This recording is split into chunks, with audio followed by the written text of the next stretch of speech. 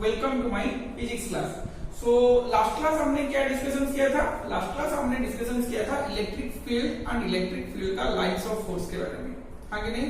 आज उसका कुछ छोटे छोटे न्यूमेरिकल दिखेंगे, बाद में दिखेंगे कि एक सर्कुलर रिंग के लिए कैसे इलेक्ट्रिक फील्ड होता है, और बाद में सब सारे दिखते ही जाएंगे। तो पहला क्वेश्चन लिखो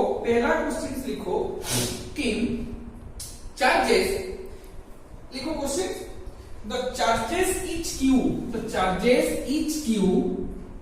are placed at a distance x equal to r, comma x equal to 2r, x equal to 4r up to infinite. Find the electric field by the system of charges. Find the electric field by the system of charges at the origin. Screen को थोड़ा pause करो, ये diagram बनाओ और ये खुद solve करो। Screen को थोड़ा पॉज करो, डायग्राम बनाओ, खुद सॉल्व करो थोड़ा। चार्ज यहाँ पे है, क्या डिस्टेंस है r, 2r, 4r, इसके बाद 8r आएगा, इसके बाद 16r आएगा, अप टू कैसे गया है? इनफाइनाइट तक गया है। मुझे पूछा गया है कि ओरिजिन में इलेक्ट्रिक फील्ड निकालना है, वन। तो कैसे निकालेंगे? देखो कैसे निकालते हैं। तो ये वाला यहाँ थोड़ा इलेक्ट्रिक फील्ड लगेगा, जाहिर सी बात है ये पॉजिटिव चार्ज है, ये पॉजिटिव चार्ज है का मतलब है इसका डायरेक्शन कुछ इसी तरह का आएगा इसके लिए, हाँ कि नहीं? और ये भी पॉजिटिव है तो it is directed away from the positive charges, इसके लिए भी यहां तक आएगा। तो जितना भी आप positive charge up to infinite तक रखेंगे, सारे का इलेक्ट्रिक फील्ड हो जाएगा, डायरेक्टेड आउटवर्ड जाएगा, हाँ कि नहीं? अरे हाँ या ना? तो अगर डायरेक्टेड आउटवर्ड गया तो सारे इलेक्ट्रिक फील्ड को मुझे ऐड करना पड़ेगा, क्या करना पड़ेगा? ऐड करना पड़ेगा। तो मैं लिख सकता हूं कि E नेट इक्वल टू, मान के चल ये वाला 0.1 है, ये वाला 0.2 है, ये वाला 0.3 है, सो अप टू इंफिनिट। तो 0.1 के लिए मेरा इलेक्ट्रिक फील्ड आया, मान के चलिए E1 आया, फिर 0.2 के लिए E2 आया, फिर E3 आया, अप टू कहां तक मुझे जाना है? मुझे E इनफाइनाइट तक जाना है। E इनफाइनाइट तो ऐसे इनफाइनाइट तक जाना है मुझे, हाँ कि नहीं? डिस्टेंस ऐसे इंक्रीज होते जाएगा। आ रहा है समझ में? अच्छा, अब देख E1, E2, E3 अब कहां तक जाना है मुझे? इनफाइनाइट के लिए। तो सारे इलेक्ट्रिक फील्ड एक ही डायरेक्शन से मतलब सबको ऐड करना पड़ेगा। तो E1 का वैल्यू क्या आ जाएगा मेरा? बीटा चार्ज बाय डिस्टेंस का square plus beta charge by distance क्या है? 2r का square plus beta charge by distance क्या है? 4r का स्क्वायर। अब तो कहां तक जाएगा मेरा? इनफाइनाइट तक, हाँ कि नहीं? अब क्या हुआ कि beta Q by r square, beta Q by 4r का square plus beta Q by 16r का स्क्वायर कहां तक मेरा गया? इनफाइनाइट को, हाँ कि नहीं? अरे हाँ या ना? तो क्या है, मैंने क्या किया? बीटा क्यू कॉमन ले लिया, बीटा क्यू कॉमन लेने से मेरा क्या आ गया? 1 by r square plus 1 by 4r का स्क्वायर। अच्छा, ये वाला 4r का स्क्वायर होगा, प्लस ये वाला कितना आ गया मेरा? 1 बाई 16r का स्क्वायर। अब तो कहां तक चला गया? इनफाइनाइट के लिए। अरे हाँ या ना? अभी मैं थोड़ा ऊपर करता हूँ, डायग्राम मिटा देता हूँ, अभी मैं थोड़ा ऊपर करता हूँ। आ रहा है समझ में सबको? स्क्रीन पॉज करके चाहो तो लिख सकते हो। अच्छा, ये मैं मिटा देता हूँ। देखो अभी क्या हुआ, अभी के लिए ऊपर में क्या है यार कि मेरा बीटा के जगह इनेट इक्वल टू, बीटा के जगह मैं लिख सकता हूँ 1/4πε0, हाँ कि नहीं? एयर वीडियो में गिवन होगा क्वेश्चन में। ये वाला क्यू है, ये वाला देखो एक सीरीज की तरह हुआ। फिर से मैंने क्या किया? r स्क्वायर मैंने बाहर ले आया, क्या किया? r स्क्वायर सब में है तो बाहर ले आया, क्या आएगा? 1 प्लस 1/4 प्लस 1/16 अब तो कहां तक गया? इनफाइनाइट। कहां तक गया? इनफाइनाइट। तो क्या बन गया ना 1/4πε0 q/r²। अब ये वाला क्या आ गया? ये वाला क्या आता है? एक जिप्पी का सीरीज में, ज्योमेट्रिक प्रोग्रेशन के सीरीज में, हाँ कि नहीं? तो ज्योमेट्रिक प्रोग्रेशन का सीरीज का फॉर्मूला क्या होता है? a by a minus r होता है या नहीं? ऐसे इक्वल टू सही होता है। ज्योमेट्रिक प्रोग्रेशन में कुछ भी कोई भी सीरीज को अगर हम ऐड करेंगे तो क्या आता है? a by a minus r। अरे समझ में या नहीं? अरे हाँ या ना? r क्या होगा? ये टर्म बाई ये टर्म, फिर ये टर्म बाई ये टर्म, कोई भी ले लो। तो 1/4 बाई 1 करोगे तो आंसर क्या आएगा? 1/4 ही आएगा। तो मैं लिख सकता हूँ a का वैल्यू क्या है? 1 बाई 1 माइनस 1/4। आ रहा है समझ में? अरे हाँ या ना? 1 बाई 1 माइनस 1/4 तो क्या बन जाएगा मेरा ना? 1/4 pi epsilon 0 q by r square 1 by LCM गया 4 तो 4 माइनस 1 तो मेरा आंसर आ गया E नेट इक्वल टू 4 ऊपर चला गया 4 माइनस 1 3 आ गया, अंदर आ गया 1/4 pi epsilon 0 q by r square. तुम चाहो तो ये 4 को ये 4 भी कैंसिल आउट कर सकते हो, कोई दिक्कत वाली बात इसमें नहीं है। तो ये वाला बहुत आसान था, ये हो जाएगा। अरे हाँ या ना? हो जाएगा ये वाला चीज ना? इसमें किसका डाउट है? ठीक है, नेक्स्ट को चलते हैं।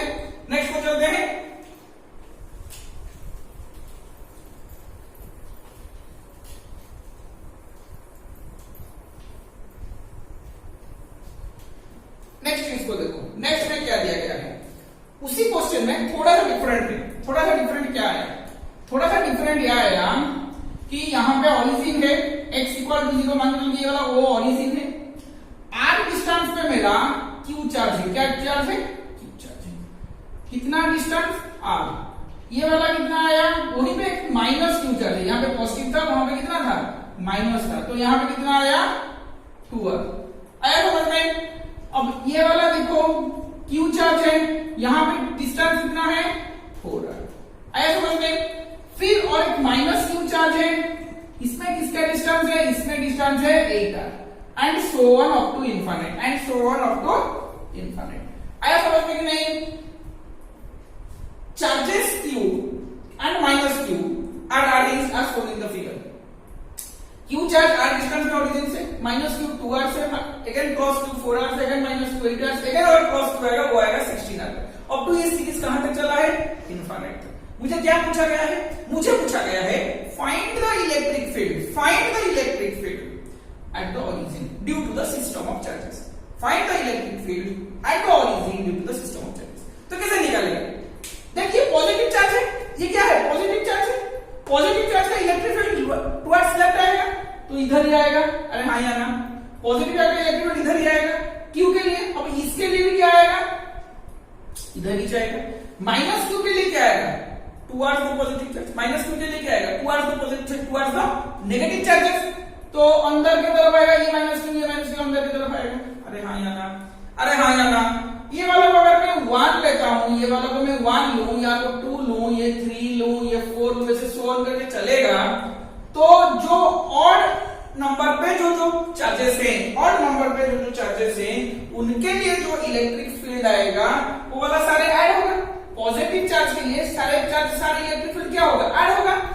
मान के चलिए इससे मैं लेता हूं E1, ये मैंने ले लिया E3, अब इसको ले लूं E2, इसको ले लूं E4, तो क्या होगा ना? देखो लेफ्ट में जो आ रहा है इलेक्ट्रिक फील्ड वो सारे पॉजिटिव चार्ज के लिए आएगा, राइट के लिए जो इलेक्ट्रिक फील्ड आ रहा है वो सारे नेगेटिव चार्जेस के लिए आएगा। अरे हाँ या ना? समझ में आ रहा है कि नहीं? अरे हाँ या ना? तो electric fields due to positive charges are added and electric field due to negative charges are subtracted. आया समझ में? अरे हाँ या ना? तो मैं लिख सकता हूं ऐसा, दोनों अपोजिट डायरेक्शन पे है, ऐसा लिख सकता हूं E net equal to E1 minus E2 plus E3 minus E4 and so on up to infinite आया समझ में? अरे हाँ या ना? इस तरह का कुछ आएगा एक्सप्रेशन। अरे हाँ या ना? अब इसका वैल्यूज कैसे पुट करना है? देखो इसका वैल्यूज कैसे पुट करना है? बीटा क्यू बाई आर का स्क्वायर माइनस बीटा चार्ज क्या है? माइनस क्यू है, तो मैग्नीट्यूड ले लो क्योंकि ऑलरेडी हमने यहाँ पे माइनस ले चुका है मैं डायरेक्शन से के लिए। तो बीटा क्यू डिस्टेंस का स्क्वायर प्लस E3 की जगह क्या लिखूंगा मैं, वही बीटा क्यू, डिस्टेंस क्या है 4r का स्क्वायर, माइनस बीटा क्यू, कितना डिस्टेंस है 8r का स्क्वायर। आगे कैसे जाएगा, इनफाइनाइट तक चलेगा। कहां तक चलेगा, इनफाइनाइट तक चलेगा। आया समझ में, अरे हाँ या ना। तो मैं क्या करता हूं, यहाँ पे बीटा क्यू कॉमन ले लेता हूं, 1/r स्क्वायर माइनस 1/4r का स्क्वायर प्लस 1/16r का स्क्वायर माइनस 1/64 का r square up to infinite. कहां तक चलेगा, अप टू इनफाइनाइट। कहां तक चलेगा, अप टू इनफाइनाइट। बीटा का वैल्यू 1/4πε0 क्यू, सब में r स्क्वायर मैंने बाहर ले आया, अंदर का सीरीज क्या बना ना, 1 - 1/4 plus 1/16 minus 1/64 up to infinite तक बन गया, अप टू इनफाइनाइट तक बन गया। अरे हाँ या ना। तो इसमें क्या हुआ, देखो इसमें भी वही जीपी का सीरीज लगेगा, जिसमें r का वैल्यू, स्मॉल r का वैल्यू, जो उनका जो सेपरेशन गैप होता है वो क्या आएगा, -1/4। वो क्या आएगा, खुद कैलकुलेट करो, इसे बाई इसे, ये बाई ये, खुद कैलकुलेट करो, -1/4 ही आएगा। तो मैं यहाँ पे लिख सकता हूँ 1/4πε0 q/r square 1/1 minus -1/4 a/a minus r, a/a minus r, 1 minus of -1/4। आया समझ में, अरे हाँ या ना। तो इसे मैं क्या लिख सकता हूँ, 1/4πε0 q/r स्क्वायर, इसे सॉल्व करूंगा तो ये आ जाएगा LCM 4, तो ये आ जाएगा 5/4। This is the answer, this is the answer. ये वाला मेरा आएगा इलेक्ट्रिक फील्ड के लिए आंसर। आया समझ में, अरे हाँ या ना। ये वाला मेरा आएगा E not at the origin due to this system of the charges. आया समझ में ये वाला चीज। नहीं इसमें इसे सॉल्व करोगे तो सॉरी 4 + 1 5, तो 4/5 हो जाएगा। ये वाला कितना आ जाएगा, 4/5। आया समझ में, 4 एलसीएम आएगा तो न्यूमरेटर में चला जाएगा, यहाँ पे 4 + 1 5 न्यूमरेटर आ जाएगा, तो 4/5 हो गया। आया समझ में, ना इसमें किसका डाउट है, हो गया काम खत्म। नेक्स्ट को चलते हैं, अरे हाँ या ना। नेक्स्ट को चलते हैं, ठीक है। Next question, 3 charges, write down, 3 charges each of charge q, positive charges are placed at the three vertices of an equilateral triangle, at the 3 vertices of an equilateral triangle of side A. Calculate the electric field, at the centroid of the triangle. Calculate the electric field at the centroid of the triangle. ठीक है, देखो कैसे होता है। मान के चलिए कि इक्विलैटरल ट्रायंगल है, ये वाला A है, ये वाला B है, C है, मुझे ABC बहुत पसंद है, तो यहाँ पे मैंने ले लिया Q, यहाँ पे मैंने ले लिया Q, यहाँ पे मैंने ले लिया Q। आया ये समझ में। अब ये वाला का सेंट्रॉइड में कहाँ बनाऊंगा, सेंट्रॉइड में यहाँ बनाऊंगा, हाँ कि नहीं। तो मान के चल सेंट्रॉइड मैंने ऐसे बनाया, हाँ कि नहीं, अरे हाँ या ना। तो अब इसका क्या निकालना है मुझे, इलेक्ट्रिक फील्ड निकाले। ये भी एक इलेक्ट्रिक फील्ड यहाँ देगा, ये भी इलेक्ट्रिक फील्ड, ये भी तीनों चाहे तीनों इलेक्ट्रिक फील्ड देगा, देख कैसे होता है। अब इसका जो इलेक्ट्रिक फील्ड आएगा ये आउटवर्ड आएगा ऐसे, इसका नाम दे देते EA, इसका नाम दे दो EA। अब इसका जो इलेक्ट्रिक फील्ड आएगा ये आएगा इधर EB, और इसका जो इलेक्ट्रिक फील्ड आएगा ये आएगा इधर EC। आया कि नहीं समझ में, तीनों चार्ज आ गया इलेक्ट्रिक फील्ड। अब देख जो डिस्टेंस, मान लीजिए ये मेरा K पॉइंट है, ये मेरा K पॉइंट है, मेरा डिस्टेंस जो है AK जो है, मेरा डिस्टेंस BK भी वही है, CK भी वही है। AK BK CK तीनों का डिस्टेंस मेरा सेम है, तीनों का डिस्टेंस मेरा क्या है, सेम। तो ये का फॉर्मूला अगर मैं लिखूं, ये का मैं फॉर्मूला अगर लिखूं, क्या लिखूंगा, बीटा चार्ज बाई डिस्टेंस का स्क्वायर। EB का फॉर्मूला लिखूं तो क्या लिखूंगा, बीटा चार्ज बाई डिस्टेंस का स्क्वायर। इसी का लिखूं तो लिखूंगा बीटा चार्ज बाई डिस्टेंस का स्क्वायर। आया समझ में, तीनों में डिस्टेंस सेम है, तीनों में चार्ज सेम है, तो तीनों का इलेक्ट्रिक फील्ड सेम हो गया।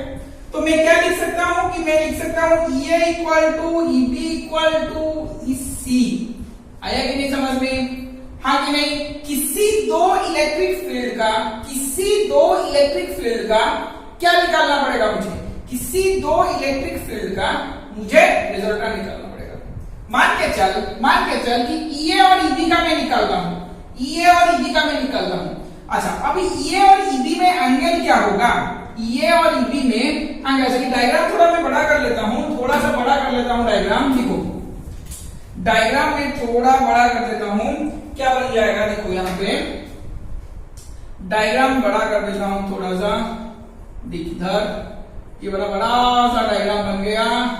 A B C तीनों में मेरा क्या है? चार्ज Q, यहां पे मेरा चार्ज Q। आया समझ में?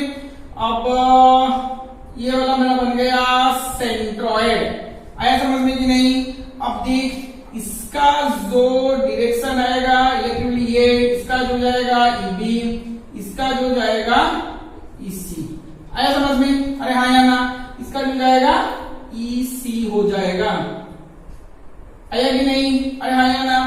अब देख क्या होता है, अब देख क्या होगा कि किसी भी एक का चलिए वाला स्ट्रेट बना लो। अच्छा, किसी भी दो का तुम रिजल्टेंट निकालो, इन दोनों के बीच का एंगल क्या होगा? अगर मैं EB और EC निकालना चाहूंगा, इन दोनों का बीच का एंगल क्या होगा? अच्छा, ये वाला परपेंडिकुलर है, ये वाला परपेंडिकुलर है, हाँ कि नहीं? तो 90 डिग्री यहां बना, तो ये वाला क्या है? बाइसेक्टिंग एंगल 30, तो यह कितना बनेगा? 60। सिमिलरली यहां पे कितना बनेगा? 60। तो किसी दो इलेक्ट्रिक फील्ड का एंगल क्या बनेगा? 120। किसी दो इलेक्ट्रिक फील्ड का एंगल क्या बनेगा? 120। तो अगर मैं EB और EC resultant of EB and EC निकालना चाहूं, EB एंड EC निकालना चाहूंगा, resultant of EB and EC निकालना चाहूंगा, तो मेरा रिजल्टेंट किधर बनेगा? इधर ही बनेगा। मान के चलिए E डैश में लेता हूं, तो E डैश क्या बनेगा? EB का स्क्वायर प्लस EC का square plus 2EB into EC cos, इनके बीच का एंगल कितना बनेगा? 120 का स्क्वायर रूट। EA, EB और EC का मुझे मैं मान लेता हूं कि इनका E मान लेता हूं, E ले लेता हूं इनको। E का स्क्वायर 2E इंटू E, हाँ कि नहीं? cos 120 आ गया -1/2 का स्क्वायर। तो यहाँ पे 2E स्क्वायर बना, -2 कैंसल आउट, -E²। तो इसका सॉल्व करोगे तो ये आएगा E स्क्वायर का स्क्वायर रूट क्या आएगा? E डैश क्या आएगा? E। कौन से डायरेक्शन पे आया? E dash, exactly opposite of EC, हाँ कि नहीं? क्यों? क्योंकि यहाँ पे एंगल 60 होगा, यहाँ पे 60, यहाँ पे 60। अरे यहाँ पे भी 60 होगा, यहाँ पे भी 60 होगा, यहाँ पे भी 60 होगा। तो E डैश का एग्जैक्टली ऑपोजिट में कौन आया? EC आया, and EC equal to E आएगा। EC का वैल्यू जो है, E डैश का वैल्यू वही है। तो इनेट एट सेंट्रोइड क्या आएगा? EC minus E dash, EC का वैल्यू E डैश का वैल्यू E, तो E डैश क्या आएगा? 0। तो इनेट का वैल्यू क्या आएगा? 0 आएगा। इनेट का वैल्यू क्या आएगा? 0 आएगा। एक छोटा सा चीज मैं बोल रहा हूं, याद रख लो। Electric field inside a closed body is 0। Electric field inside a closed body, अंदर में इलेक्ट्रिक फील्ड हमेशा 0 आएगा, चाहे वो ट्रायंगल हो, स्क्वायर हो, हेक्सागन हो, पेंटागन हो, जो भी है इलेक्ट्रिक फील्ड अंदर में क्या आएगा? 0 ही आएगा। अगर यहां चार्जेस इक्वल है, डिस्टेंस इक्वल होगा, तो सेंटर में इलेक्ट्रिक फील्ड सर्कल में 0 आएगा, ट्रायंगल में 0 आएगा, स्क्वायर का सेंटर में 0 आएगा, सब में सेंटर में इलेक्ट्रिक फील्ड मेरा 0 ही आएगा। आया समझ में? ये वाला लिख लो। नेक्स्ट क्वेश्चन को चलते हैं। नेक्स्ट क्वेश्चन लिखो। Four charges each of Q are placed at the four vertices. Each of Q are placed at the four vertices of a square of side A। आया समझ में? अरे हाँ या ना? Find the electric field at any one corner। आया समझ में क्या बोल रहा हूं? Find the electric field at any one corner। कोई भी एक कॉर्नर में तुम इलेक्ट्रिक फील्ड निकालो। देखो ये वाला और भी आसान चीज है। अच्छा, ये वाला तो चार्ज को मैंने यहाँ पे क्यों लिख लिया, इन पे मुझे सी में निकालना है मुझे, हाँ जी नहीं। अब देखिए ये पॉजिटिव चार्ज है, तो यहाँ पे इलेक्ट्रिक फील्ड किधर जाएगा? इधर ही जाएगा। मान लीजिए ये वाला ईबी हो गया, यहां पे कहां तक आएगा, यहां पे आएगा ईडी, और यहां पे कैसे आएगा, यहां पे आएगा ये। आया समझ में? अरे हाँ कि नहीं? अब मुझे तुमको ईबी और ईडी कैलकुलेट करना पड़ेगा। ईबी और ईडी का वैल्यूज क्या होगा? ईबी इक्वल टू ईडी होगा। क्यों ईबी इक्वल टू ईडी होगा? क्यों ईबी? क्योंकि यहाँ पे डिस्टेंस जो है, यहाँ पे डिस्टेंस भी वही है, चार्ज भी वही है, तो ईबी इक्वल टू ईडी में क्या आएगा? बीटा क्यू बाई डिस्टेंस का स्क्वायर, ए का स्क्वायर आ गया। ईडी का कुछ डिस्टेंस वहां पे चेंज होगा, ईडी का कुछ डिस्टेंस चेंज होगा। ईडी का डिस्टेंस क्या चेंज होगा? ईडी का डिस्टेंस ये वाला आएगा, ये एक राइट एंगल ट्रायंगल की तरह है, ये है, तो यहाँ पे क्या आएगा? ए स्क्वायर प्लस ए स्क्वायर का रूट ओवर पिथागोरस थ्योरम। तो ये वाला कितना आ जाएगा? Root 2a। कितना आ जाएगा? Root 2a। आया समझ में कि नहीं? अरे हाँ या ना? अरे हाँ या ना?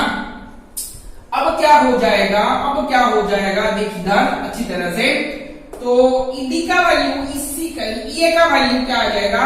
Beta q divided distance root 2a का स्क्वायर। आया समझ में? तो बीटा क्यू बाई 2a का square, beta Q by 2a का स्क्वायर। आ रहा है समझ में? अरे हाँ या ना? आया समझ में? अब देख ईबी और ईडी का, ईबी और ईडी का 90 डिग्री में है, तो इनका अगर रिजल्टेंट ई डैश में लूं, किसका? ईबी और ईडी का, ई डैश किसका रिजल्टेंट है? ईबी और ईडी का 90 डिग्री में है, मतलब मैं क्या लिख सकता हूं? ईबी का स्क्वायर प्लस ईडी का स्क्वायर का रूट ओवर, ईबी का स्क्वायर प्लस ईडी का स्क्वायर का रूट ओवर। तो ये वाला कितना बनेगा? ईबी का स्क्वायर प्लस ईडी का स्क्वायर, तो रूट 2 ईबी में लिख सकता हूं, क्योंकि ईबी का वैल्यू जो है, ईडी का वैल्यू वही है, 2 ईबी का स्क्वायर का रूट 2 ईबी। ईबी का वैल्यू है beta capital Q by A का स्क्वायर। ये वाला मेरा बन गया ई डैश। ई नेट क्या बन गया? ई डैश प्लस ये, ई डैश प्लस ये। ई डैश का value root 2 beta Q by A का स्क्वायर, ए का वैल्यू क्या बन गया? बीटा क्यू बाई 2a का square, beta Q by 2a का स्क्वायर। तो क्या आ जाएगा यहाँ पे? देख बीटा क्यू बाई एलसीएम गया ए स्क्वायर, ऊपर में इधर है रूट 2 प्लस यहाँ पे कितना आ जाएगा? 1/2। कॉमन मैंने क्या ले लिया? Beta Q by a square root 2 plus 1/2। तो यहाँ पे बीटा का वैल्यू लिख लो 1/4 pi epsilon 0 q by a square. ये वाला बन जाएगा मेरा 2 रूट 2 प्लस 1/2। ये वाला मेरा आंसर हो जाएगा ई नेट का वैल्यू। ये वाला क्या हो जाएगा मेरा आंसर? ई नेट का वैल्यू। आया समझ में? अरे हाँ या ना? ये वाला हो जाएगा, अभी हो गया। इसको काफी बच्चे मुझे पूछ रहे हैं सर आंसर मैच नहीं कर रहे। देखो आंसर में कोई दुविधा नहीं है, मैच करेगा, कोई दिक्कत नहीं है। इसे चाहो तो तुम इसे ही लिख सकते हो। इसका ईबी का ये वाला एंगल कितना होगा? 45 डिग्री। ये वाला एंगल कितना होगा? 45 डिग्री, क्योंकि ये एग्जैक्टली ऑपोजिट में आएगा, तो ऑपोजिट 45 डिग्री होगा। इसका कंपोनेंट इधर ले लो, देखो इधर ऐसे डायग्राम है ना, ये वाला ईबी है, ये वाला ईडी है। आया समझ में? अब इसका ये वाला ईए है, तो ईबी का कंपोनेंट इधर आएगा, इसको मैं लिख सकता हूं ईबी cos 45। ईडी का कंपोनेंट इधर आएगा, लिख सकता हूं मैं ईडी cos 45। हाँ कि नहीं? ईबी का दूसरा कंपोनेंट ऊपर आएगा, ईबी sin 45, और ये इसका दूसरा कंपोनेंट इधर आएगा, लिख सकते हैं ED sin 45। But ED sin 45 और ईडी sin 45 कैंसल आउट हो जाएगा, सिर्फ बचेगा क्या? ED cos 45, ED cos 45। ये तीनों को ऐड कर लो, एक ही आंसर आएगा। तीनों को ऐड कर लो, एक ही आंसर आएगा। कोई दिक्कत वाली बात इसमें नहीं है, इसमें कोई दिक्कत वाली बात नहीं है। यहां पे तुम सॉल्व कर सकते हो। दूसरा तरीका भी, तीसरा तरीका भी मैं बताता हूं। तीसरा तरीका क्या होता है? देखो ये वाला मेरा है ईबी, ये वाला मेरा है ईडी, ये वाला मेरा है ये। हाँ कि नहीं?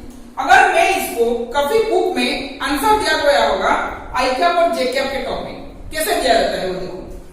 अगर ये ई है, इसका एंगल इसे 45 है, इधर भी 45 है, इसका कंपोनेंट इधर आएगा, जिसका वैल्यू होगा ई cos 45, इधर आएगा तो ये होगा ई sin 45। आया कि नहीं? अरे हाँ या ना? तो मैं लिख सकता हूं, देखो अच्छा ये वाला मैं मिटा देता हूं, ये वाला मैं मिटा देता हूं। इसमें क्या होगा? इसमें क्या होगा? इसमें क्या होगा कि एक्स एक्सिस में क्या आएगा कि ई cos 45 plus EB y axis में क्या आएगा, y एक्सिस में आएगा EA sin 45 प्लस EB। आया समझ में? हाँ कि नहीं? ये आ गया x एक्सिस में, ये आ गया y एक्सिस में। अब इससे मैं अगर लिखूं कि ई नेट कैसे होगा, तो अच्छा ये वाला मेरा हो जाएगा EX में, ये वाला मेरा हो जाएगा EY में। तो ई नेट में मैं लिखूंगा EX I क्या प्लस EY J क्या, ये वाला मैं लिखूंगा, हाँ कि नहीं? अच्छा अगर लिखूं मैं EX में ये वैल्यू डाल दो, यहां पे लिख लो टोटल टर्म को I कैप के। EY में क्या होगा, ये डाउनवर्ड y में है, तो यहाँ पे जो वैल्यू यहाँ पे लिखोगे, यहाँ पे माइनस जे क्या लिखोगे, क्या लिखोगे, माइनस जे क्या। देखो आंसर अब कोई भी यहाँ पे दिया गया, ये का वैल्यू डाल दो, sin 45 cos 45 इक्वल जो भी वैल्यू डाल दो, I कैप और जे कैप कब में दिया होगा। आया समझ में? अरे आया, ये आंसर ठीक होगा, ये आंसर ठीक होगा, ये आंसर ठीक होगा, सारे आंसर ठीक होगा, कोई दिक्कत वाली बात इसमें नहीं है। आया समझ में? अरे हाँ या ना? नेक्स्ट क्वेश्चन को चलते हैं। ट्रायंगल का केस हो गया, स्क्वायर का केस हो गया, अब मैं हेक्सागन का केस लूंगा। आया समझ में? अब मैं हेक्सागन का केस लूंगा। नेक्स्ट क्वेश्चन क्या है इसका, हेक्सागन के बारे में। लिखो question, 5 point charges, each of charge q are placed at the 5 vertices of a regular hexagon of side 2a. Find the electric field at the center of the hexagon. Find the electric field at the center of the hexagon. देखो diagram कैसे होता है, देखो hexagon मुझे बनाना है, ये वाला मेरा हो गया हेक्सागन। देखो अच्छा सा हेक्सागन मैंने तुम्हारे लिए बना चुका हूं, आगे नहीं, अच्छा सा हेक्सागन। अरे मेरा बेटा ड्राइंग मेरा काफी अच्छा हो गया है, वाह। देखो दिक्कत आ रहा है, हंसो मत। Q Q Q Q Q 5 minute रहना है, क्यों बोला है कि 5 चार्ज है और 5 पॉइंट में रहना है। कोई भी एक पॉइंट को, कोई भी एक वर्टिसेस को तुम खाली रख सकते हो, कोई दिक्कत वाली बात इसमें नहीं है। ये वाला पॉइंट है, ये वाला point C, point B, point C, point D, point E है। मुझे कहां पे पूछा गया है, सेंट्रॉइड में। सेंट्रॉइड मतलब इससे मैं ज्वाइन करूंगा, इससे मैं ज्वाइन करूंगा, इससे मैं ज्वाइन करूंगा। आया समझ में? अरे हाँ या ना? अब देख इलेक्ट्रिक फील्ड कैसे आता है। अब देख इलेक्ट्रिक फील्ड, ये ए का इलेक्ट्रिक फील्ड यहां आएगा, ऐसा इसे पॉइंट को दे दो, यहां का इलेक्ट्रिक फील्ड इधर आएगा, ये, अरे हाँ या ना? ईबी का इलेक्ट्रिक फील्ड किधर आएगा, इधर आएगा, ये वाला ईबी मेरा हो गया। सी का इलेक्ट्रिक फील्ड बाहर की तरफ जाएगा, ये वाला मेरा हो गया ईसी। डी का इलेक्ट्रिक फील्ड इधर आएगा, क्या हो गया, ईडी। आया समझ में कि नहीं? 5 इलेक्ट्रिक फील्ड, 5 चार्ज है तो 5 इलेक्ट्रिक फील्ड आएगा। सारे डिस्टेंस, ये वाला डिस्टेंस, ये सब सारे डिस्टेंस सेम ही होगा, हाँ कि नहीं? हेक्सागन है। साइड कितना दिया गया है, साइड किसी का भी तुम 2a ले सकते हो, किसी का भी, हर साइड 2a है। आया समझ में? तो देख अभी ईडी और ईए, अच्छा, अब जो पॉइंट है A B C D E का इलेक्ट्रिक फील्ड इधर आएगा, 1 2 3 4 इलेक्ट्रिक फील्ड ये आएगा इधर ई। अच्छा ये वाला पॉइंट को मैं के ले लेता हूं, ई के। आया समझ में? तो ईडी और ईए दोनों इक्वल एंड ऑपोजिट होंगे एंड कैंसल आउट हो जाएंगे। दोनों ऑपोजिट में ही तो कैंसल है, दोनों का मैग्नीट्यूड सेम आएगा। इक्के और ईबी दोनों का मैग्नीट्यूड सेम आएगा और दोनों भी कैंसल आउट हो जाएंगे। ऐसा समझ में कि नहीं? अरे हाँ या ना? तो सिर्फ बच्चा कौन का मेरा ई नेट इलेक्ट्रिक फील्ड क्या आएगा, सिर्फ इसी आएगा। लिख लेना, EA and EB are equal in magnitude and opposite in direction, so they are cancelled out each other. Similarly, EK and EB are equal in magnitude and opposite in direction, so they are cancelled out each other. तो E net equal to कितना आएगा, इसी आएगा। इसी में क्या आएगा, देख इधर, बीटा चार्ज बाई डिस्टेंस, ये वाला डिस्टेंस, ये वाला पॉइंट O है, ये वाला पॉइंट C है, वो C का स्क्वायर। तो OC कितना होगा, देखिए ये टोटल आएगा कितना होगा 120, तो ये इसमें कितना आएगा 60 आएगा, इसमें कितना आएगा 60, तो इसमें भी कितना आएगा 60। तो ये वाला इक्वल टू ये वाला इक्वल टू ये वाला, ये अगर 2a है तो सारे चार्जेस क्या हो जाएगा, सारे साइड क्या हो जाएगा 2a।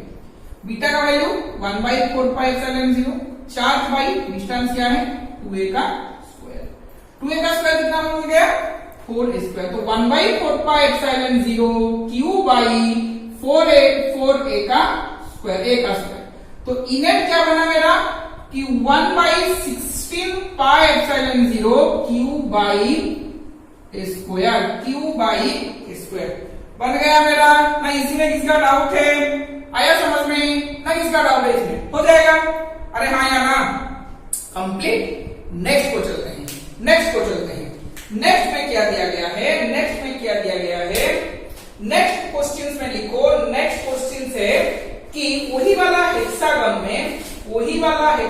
में कि मुझे चार्ज कैसे रखा हूं। अच्छा ये वाला बता देता हूं मैं, वही वाला हेक्सागन में मैंने चार्ज कैसे रखा है देखो।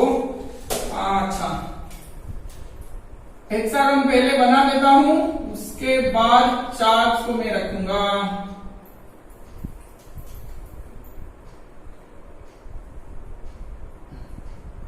आया समझ में? अरे हाँ या ना, आया समझ में? थोड़ा दिक्कत यहां पे हो गया है डायग्राम को लेके। आया? अच्छा यहां पे चार्ज क्यू है, यहां पे माइनस क्यू है, ऑल्टरनेट होके चार्ज है, माइनस क्यू माइनस क्यू। आया समझ में? देख चार्ज सब ऑल्टरनेट हो गए। मुझे पूछा गया है कि सेंट्रॉइड में मुझे निकालना है। क्या निकालना है? सेंट्रॉइड। ये खुद निकालोगे, मैं नहीं बोलूंगा, खुद निकालोगे ये वाला चीज। साइड कितना दिया गया है? साइड मुझको ए दिया गया है। साइड मुझको क्या दिया गया है? ए दिया गया है। सेंट्रॉइड मतलब इसको ज्वाइंट करो, फिर इसको भी ज्वाइंट करो। आया समझ में? अब मुझे कहां निकालना है? सेंट्रॉइड। मुझे कहां निकालना है? सेंट्रॉइड में। तो सेंट्रॉइड में निकालने के लिए मुझे क्या पड़ेगा? क्यू का सेंट्रॉइड यहां पे जो मान निकल गई, ये वाला हमारा ए बी सी डी के पॉइंट, ये वाला पॉइंट को मैं पी ले लेता हूं, सेंट्रॉइड को ओ ले लेता हूं। अब ए में जो इलेक्ट्रिक फील्ड आएगा वो किधर आएगा? इधर आएगा, हाँ कि नहीं? इसका नाम मैं ले लेता हूं ये, खुद निकालोगे सब कुछ, मैं कुछ नहीं करूंगा। यहाँ पे बी का इलेक्ट्रिक फील्ड टुवर्ड्स जाएगा क्योंकि यहाँ पे नेगेटिव चार्ज है, तो ईबी यहाँ पे हो गया। यहाँ पे क्या हो गया? ईबी हो गया। सी का चार्ज पॉजिटिव है तो इधर आएगा, ये वाला मेरा हो गया इसी। डी का चार्ज नेगेटिव है तो इधर आएगा, ईडी हो गया। के का चार्ज पॉजिटिव है तो ये बाहर निकल जाएगा, इधर जाएगा के। आया समझ में? देख इधर कैसे होगा, E and ED are in same direction, value सबका सेम ही होगा, चार्ज सेम है, डिस्टेंस सेम है, तो वैल्यू सबका सेम होगा।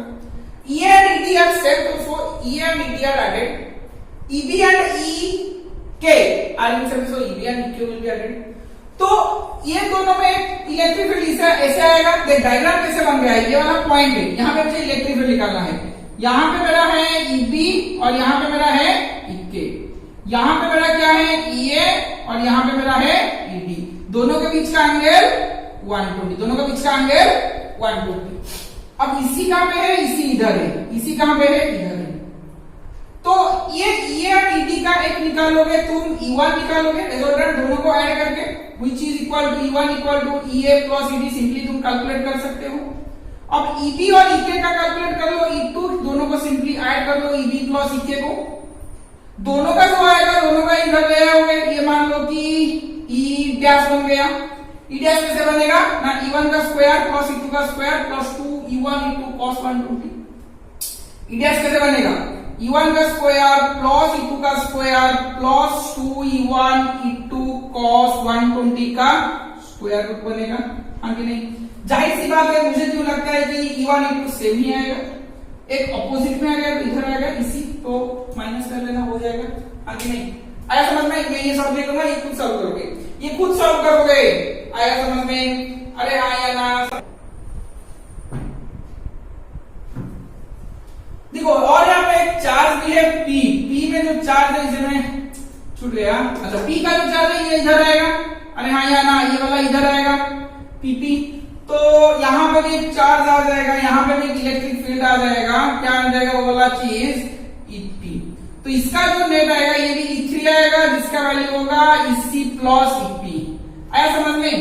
तो E डैश इधर आ गया और E3 इधर आ गया, तो इसको एक के कोई एक से माइनस कर लो तो मिल जाएगा तुमको आंसर। वाह, तो P का चार्ज मैं पहले कोई कंसीडर नहीं किया था, तो P का नेगेटिव चार्ज है तो इधर इलेक्ट्रिक फील्ड आएगा। आया समझ में? यहाँ पे आंसर 0 नहीं होगा, यहाँ पे आंसर 0 नहीं होगा, क्योंकि चार्ज इक्वल मैग्नीट्यूड तो है बट ऑपोजिट इन पोलैरिटी। तो अगर इक्वल मैग्नीट्यूड होता तो अंदर में चार्ज अंदर में इलेक्ट्रिक फील्ड सेंट्रोइड में 0 होता। वन ठीक। नेक्स्ट क्वेश्चन को चलते हैं। नेक्स्ट क्वेश्चन को चलते हैं, ये मैं मिटा देता हूं। नेक्स्ट क्वेश्चन को चलते हैं, एक आसान सा क्वेश्चन करेंगे। क्वेश्चन मेरा क्या है? क्वेश्चन मेरा है, काफी बुक में ये क्वेश्चन दिया गया है, calculate the electric field strength required, calculate the electric field strength required to just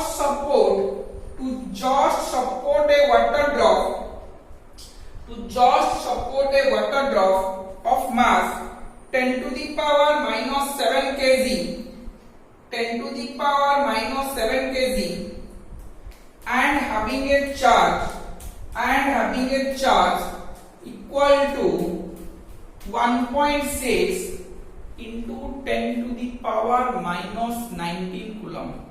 Calculate the electric field required to just support a water drop having mass 10 to the power minus 7 kg and a charge equal to 1.6 into 10 to the power minus 19 coulomb. देखो कैसे होता है। क्या मैंने किया, यहाँ पे एक वाटर ड्रॉप रख लिया। जाहिर सी बात है इसे सपोर्ट करना मतलब ये वाटर ड्रॉप का वेट इधर आएगा mg, ये वाला H2O है। इससे सपोर्ट करने का मतलब है ऊपर की तरफ क्या जाएगा, इलेक्ट्रिक फोर्स जाएगा, एक फोर्स जाएगा। ये mg फोर्स है, उसे सपोर्ट कौन करेगा, F करेगा, एक फोर्स आएगा। जो इसमें चार्ज है, चार्ज का वैल्यू क्या है 1.6 into 10 to the power minus 19 coulomb. तो इसका इलेक्ट्रिक फील्ड ऊपर की तरफ जाएगा, फोर्स भी ऊपर की तरफ जाएगा, हाँ कि नहीं? तो मैं क्या लिख सकता हूं, मैं लिख सकता हूं F equal to mg। मैं क्या लिख सकता हूं, F equal to mg at equilibrium। F का वैल्यू मुझे पता है Q into E that is equal to mg। तो E का फॉर्मूला क्या बन जाएगा, mg by Q। ये वाला एक इंपॉर्टेंट चीज है, ये वाला फॉर्मूला याद रखना। अगर यहाँ पे एक इलेक्ट्रॉन होता, अगर इलेक्ट्रॉन को हमको इक्विलिब्रियम रखना पड़ता, इलेक्ट्रॉन को सपोर्ट देना पड़ता, तो Q के जगह तुम इलेक्ट्रॉन ही लिखते mg by E। ये वाला 1 मार्क्स क्वेश्चन एमसीक्यू में भी आता है, mg by q, E का फॉर्मूला mg by q और mg by E भी होगा। चार्ज q है तो mg by q, charge electron E है तो mg by E। आया समझ में?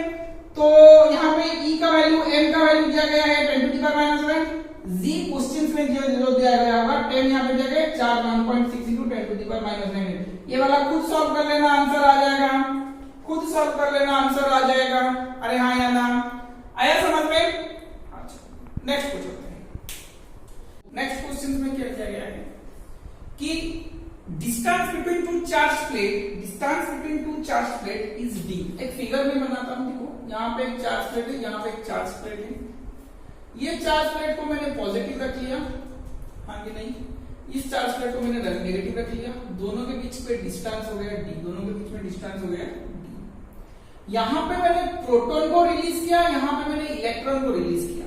यहाँ पे मैंने प्रोटॉन को रिलीज किया, यहाँ पे मैंने इलेक्ट्रॉन को रिलीज किया। क्वेश्चन दिया गया है the distance between the charge particle plate is d and electron proton pair is released somewhere in the gap between the plates, and it is found that proton reaches the negative plate at the same time as the electron reaches at the positive plate. At what distance from the negative plate was the pair released? कहां से release करने के बाद electron से, कहां से point से release करने के बाद, कहां पे नेगेटिव प्लेट से, कौन से पॉइंट से रिलीज करने के बाद दोनों सेम टाइम लगे यहाँ पे रीच करने के लिए ऑपोजिट प्लेट में। प्रोटॉन ऐसे आएगा, इलेक्ट्रॉन मेरा ऐसे आएगा। मान लीजिए कि कहीं पे भी डिस्टेंस में x ले लेता हूं, कहां से, नेगेटिव प्लेट से, तो रेस्ट डिस्टेंस क्या बन जाएगा, यहां से ये जाएगा ना, प्रोटॉन यहां तक चलेगा, तो प्रोटॉन कितना डिस्टेंस ट्रैवल करेगा, x डिस्टेंस। इलेक्ट्रॉन यहां से छूटेगा तो कितना आएगा डिस्टेंस, d - x, यहां तक पहुंचने के लिए, और दोनों इनिशियली रेस्ट में थे। तो मैं क्या निकालूं, मैं फॉर्मूला डालूंगा s equal to ut plus half at का स्क्वायर। x क्या है, let x be the distance from the negative plate where electron is released, ऐसा समझ में। तो x यहां से इलेक्ट्रॉन यहां से रिलीज हुआ, तो इलेक्ट्रॉन कहां चलेगा, इलेक्ट्रॉन इधर चलेगा, कितना डिस्टेंस आएगा वो पॉजिटिव प्लेट तक आने के d माइनस x। प्रोटॉन कहां चलेगा, प्रोटॉन इधर चलेगा, तो कितना जाएगा वो x ही जाएगा। तो मैंने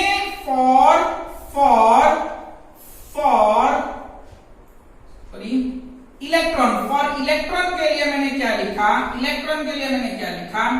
मैंने इलेक्ट्रॉन के लिए लिखा s की जगह मैंने लिखा d माइनस एक्स, क्यों तो जीरो है, आप a e का t स्क्वायर a।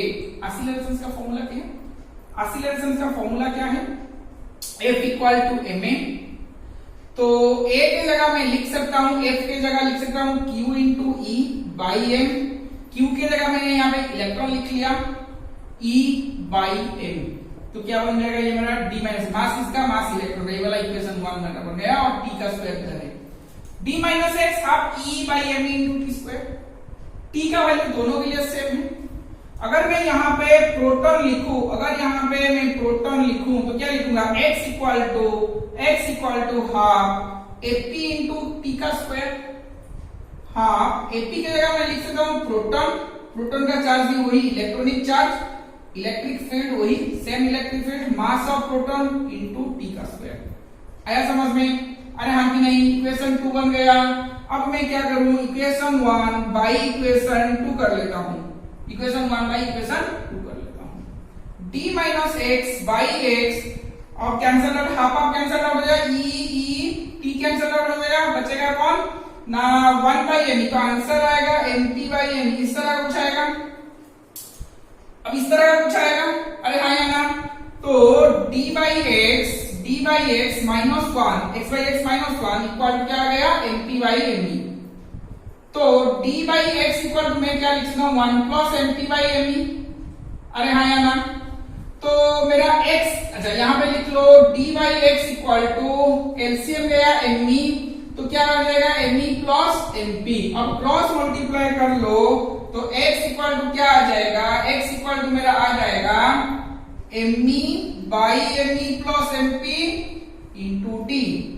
आया समझ में, into d, mass of electron divide by mass of electron plus mass of proton into. आ गया समझ में ये वाला ना, इसमें किसी का डाउट है, हो गया। नेक्स्ट क्वेश्चन को चलते हैं, क्या दिया गया है, देखो एक चार्ज पार्टिकल माइनस q। अच्छा देखो मैं बता देता हूँ किस क्वेश्चन से।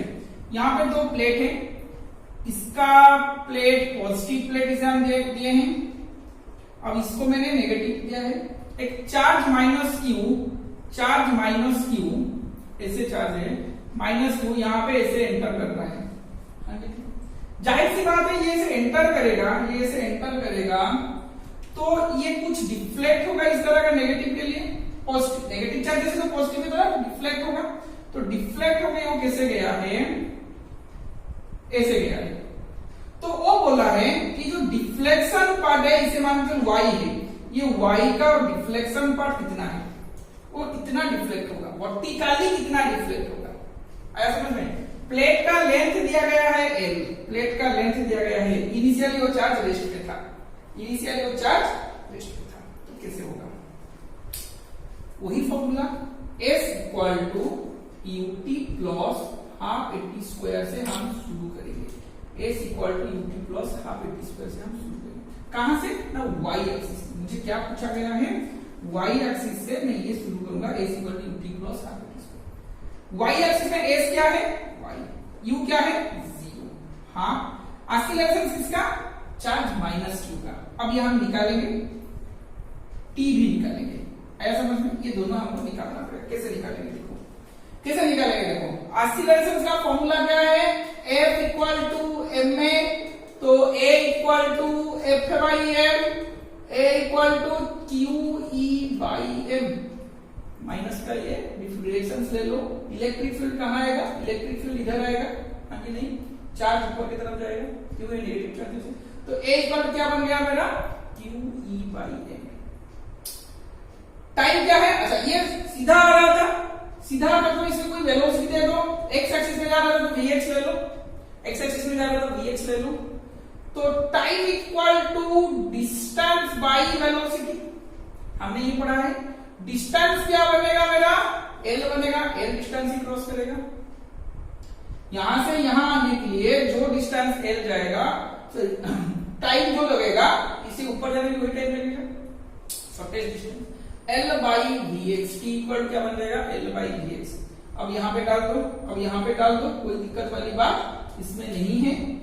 y equal to half acceleration की जगह डाल दो q e by m, t का वैल्यू डालो L बाई Vx का स्क्वायर। हो गया ये वाला आंसर, ये वाला आंसर मेरा आया समझ में? अरे हाँ या ना? ठीक है, इसमें कोई दिक्कत नहीं होगा। ठीक है, नेक्स्ट क्लास में हम लिखेंगे electric field due to a circular ring, जहां पे चार्ज यूनिफॉर्मली डिस्ट्रीब्यूट होगा। ठीक है, नेक्स्ट क्लास में मिलते हैं। Thank you.